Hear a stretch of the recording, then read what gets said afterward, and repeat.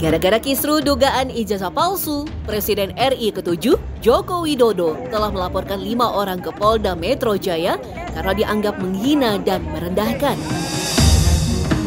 Joko Widodo juga meminta bukti tuduhan melalui jalur hukum. Ya, isu dugaan ijazah palsu kembali ramai di media sosial lantaran publik bertanya-tanya soal legitimasi kepala negara. Lantas, apakah ijazah atau dokumen penting bisa dipalsukan?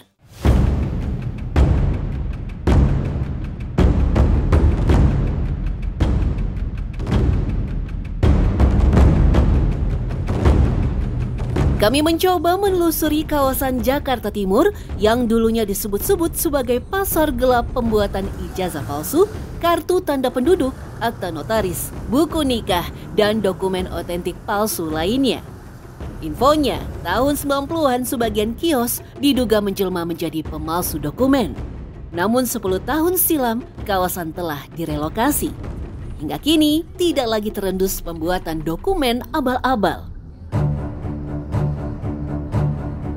Belum menemukan hasil, kami kemudian mencoba mencari informasi terkait pembuat dokumen palsu. Setelah mendapatkan nomor kontak pembuat dokumen palsu, kami mencoba menghubungi sebagai konsumen. Tak lama, mereka memberikan contoh jenis dokumen yang biasa dikerjakan. Salah satunya, ijazah palsu. Dari hasil percakapan pesan via ponsel, pelaku meyakinkan kualitas, keamanan, dan proses pembuatan yang cepat kilat. Ya, untuk membuat ijazah sarjana, si pembuat dokumen hanya membutuhkan data berupa nama universitas, fakultas, program studi, tahun lulus, data orang tua, hingga foto pemesan. Sampai yang ke hologram-hologramnya itu persis, Mas? Sampai ke hologram-hologramnya 99% saya jamin. Tapi kalau untuk kodiduk terdaftar itu enggak. Ya, cuma itu doang nggak terdaftar. Kalau yang lain saya jamin.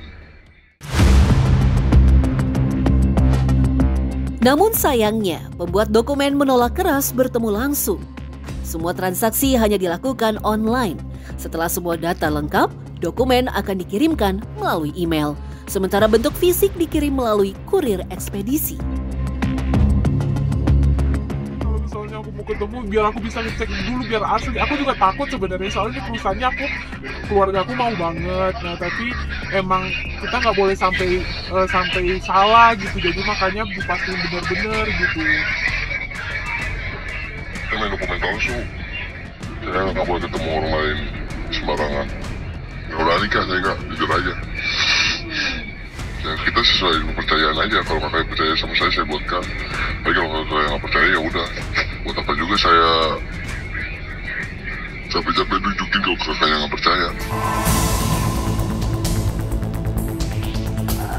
Begitu juga dengan pelaku lainnya yang dihubungi via telepon. Ia menolak tatap muka. Infonya, harga yang diberikan untuk satu dokumen senilai Rp1 juta dalam bentuk soft copy. Sedangkan bentuk fisik seharga Rp4.500.000. Kalau saya tanda tangan nanti kita sesuai tanda tangan universitas mbaknya gitu ya kan. Mbak kasih aja contoh nanti kita baca. Nah nanti kita baca pakai tinta basah juga. Ada sih mbak, saya udah sering gitu saya bikinin gitu ya, udah berapa orang ya, udah ada lah sekitar 10 saya buat itu rata-rata untuk melamar kerja ya, tapi alhamdulillah sih gak ada sih yang komplit. Kalau semua sih bentuk fisiknya 90% persis mirip gitu. Bahaya nih, jangan sampai terjebak aksi nekat. Penggunaan ijazah palsu masuk dalam kategori tindak pidana pemalsuan surat. Sanksinya tak main-main loh. Baik pembuat maupun pengguna ijazah palsu bisa terancam pidana penjara 6 tahun bahkan denda Rp200 juta.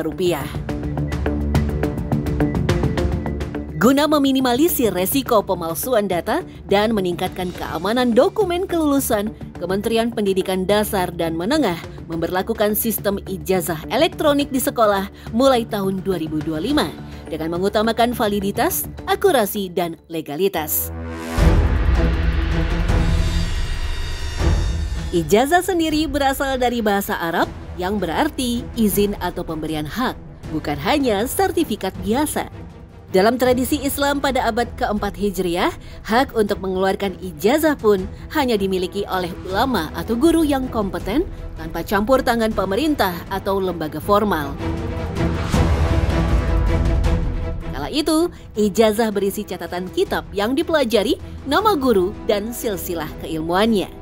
Nah, Universitas Al-Qarawiyyin di Fez, Maroko merupakan universitas tertua di dunia yang menjadi pelopor pertama pemberi ijazah formal pada lulusannya sejak abad ke-9. Hingga akhirnya, tradisi pemberian ijazah diadopsi universitas-universitas di Eropa. Sebenarnya kalau tradisi Nusantara asli nggak ada ijazah sebenarnya. Karena kita kan orang lisan. Aksara aja sebenarnya kita kan ngadopsi minjam ya dari aksara Palawa, yang muncullah itu aksara Jawa, Sunda, Bali, lalu aksara Batak, Toba itu ya, Rejang, Lampung, aksara Lontara, Bugis. Artinya kita tradisi tulis itu pinjam, sehingga aslinya kita tuh nggak punya tradisi tulis, sehingga konsep ijazah kita juga sebenarnya adopsi dari luar. Ijazah masuk ke Indonesia dibawa oleh para ulama dari Timur Tengah dan India pada abad ke-13 hingga 15, kemudian menyebar ke berbagai wilayah di Nusantara.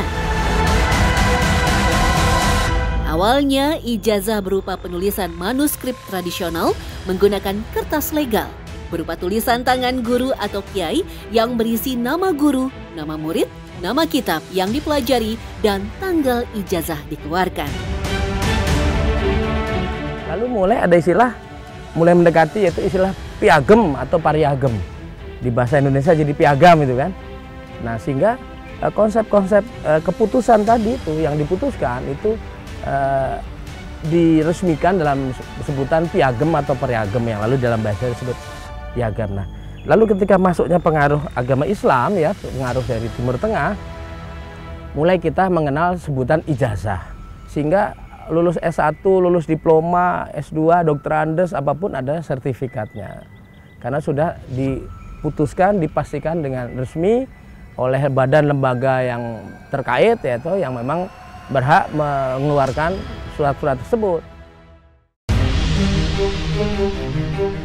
Masuk era modern, abad ke-20 hingga sekarang, ijazah sekolah dan universitas menjadi dokumen legal formal yang menunjukkan jenjang pendidikan nilai akademik.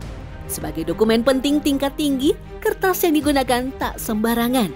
Kertas khusus dengan fitur watermark, serat pengamanan, dan tinta ultraviolet untuk meningkatkan keamanan, cetakan tahan lama, lebih tajam, tidak mudah pudar, dan tahan air.